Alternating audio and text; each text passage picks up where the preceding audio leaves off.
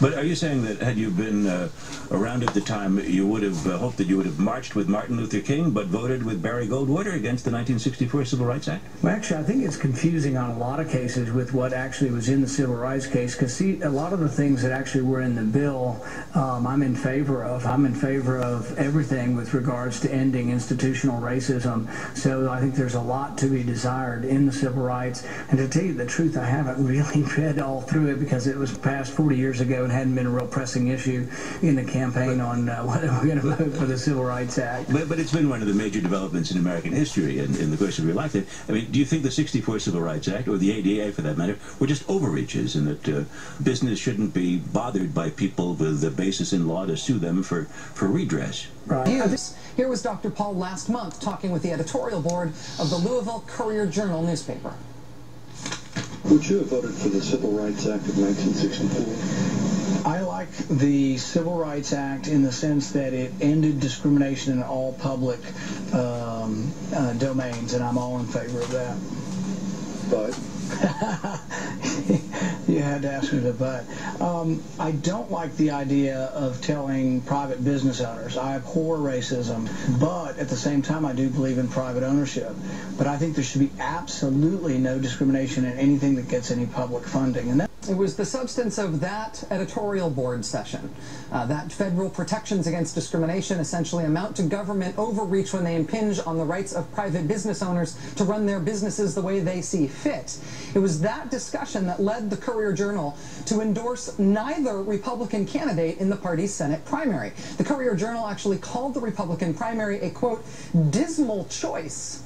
And they said, quote, the trouble with Dr. Paul is that despite his independent thinking, much of what he stands for is repulsive to people in the mainstream. For instance, he holds an unacceptable view of civil rights, saying that while the federal government can enforce integration of government jobs and facilities, private business people should be able to decide whether they want to serve black people or gays or any other minority group, end quote. Was the Courier Journal right? Do you believe that private business people should be able to decide whether they want to serve black people or gays or any other minority group, as they say?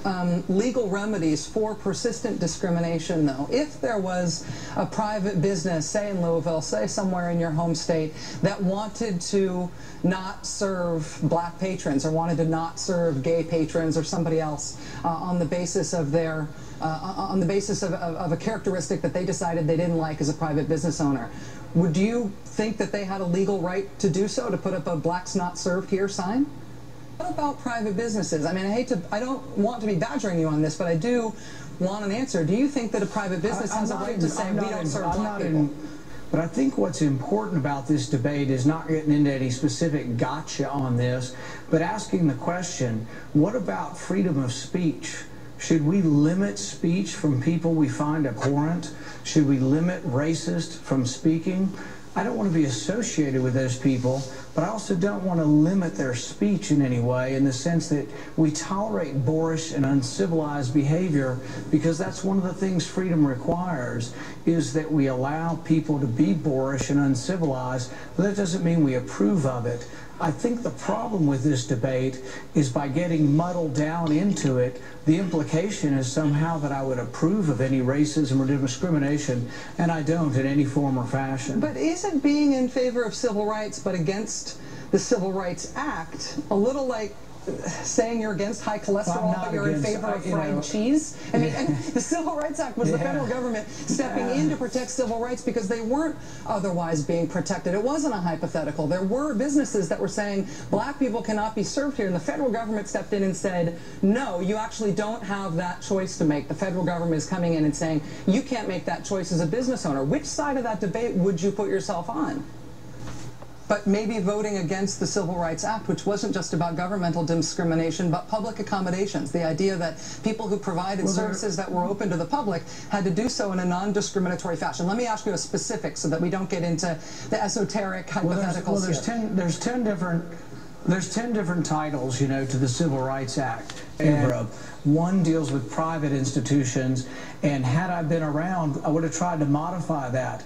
But, you know, the other thing about legislation, and this is why it's a little hard to say exactly where, had I been there, there would have been some discussion over one of the titles of the civil rights And I think that's a valid point, still a valid discussion, because the thing is if we want to harbor in on private businesses and their policies, then you have to have the discussion about, do you want to abridge the First Amendment as well? Do you want to say that because people say abhorrent things, you know, we still have this. The reason that this is something that I'm not letting go, even though I realize it would make the conversation more comfortable to move on to other things, and I think this is going to be a focus for national attention on you, I guess until there's at least clarity on it, is that issue of the 10th, not the 9, but the 10th out of the 10 proportions of the 10th of the Civil Rights Act that you say that you would want to have discussions about. As I understand it, what you're saying, that's the portion of the Civil Rights Act that said you can't actually have segregated lunch counters here at your private business. I mean,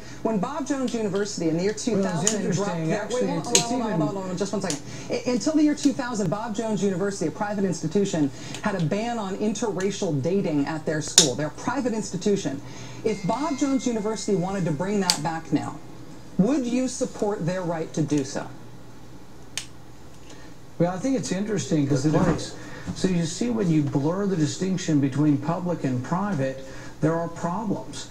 When you blur the distinction between public and private ownership, there really is a problem. So a lot of this was settled a long time ago and isn't being debated anymore. But it could be brought up at any moment. I mean, if let's say there's a town right now and the owner of the town swimming club says, we're not going to allow black kids at our pool, and the owner of the bowling alley in town says, we're not actually going to allow black patrons, and the owner of the skating rink in town says, we're not going to allow black people to skate here. And you may think that's abhorrent, and you may think that's a bad business decision, but unless it's illegal, there's nothing to stop that from, there's nothing under your worldview to stop the country from resegregating like we were before the Civil Rights Act of 1964, which you're saying you've got some issues with. Discussion. Well, it was pretty practical to the people who had the life nearly beaten out of them trying to desegregate Walgreens lounge counters, despite these esoteric debates about what it means about ownership. Well, it's not hypothetical, Dr. Paul. But I think what you're doing, Rachel, is you're conflating the issue. You're saying that somehow this abstract discussion of private property has any bit of condoning for violence.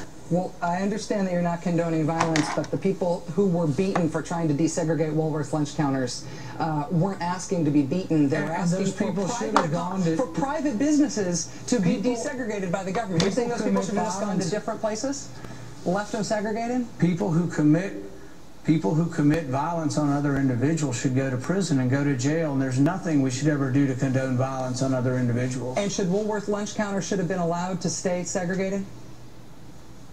So just yes or no? What I think would happen... Well, I understand that you're not condoning violence, but the people who were beaten for trying to desegregate Woolworth lunch counters weren't asking to be beaten. They were asking for private businesses to be desegregated by the government. You're saying those people should have just gone to different places, left them segregated? People who commit violence on other individuals should go to prison and go to jail, and there's nothing we should ever do to condone violence on other individuals. And should Woolworth lunch counters should have been allowed to stay segregated? So just yes or no? What I think would happen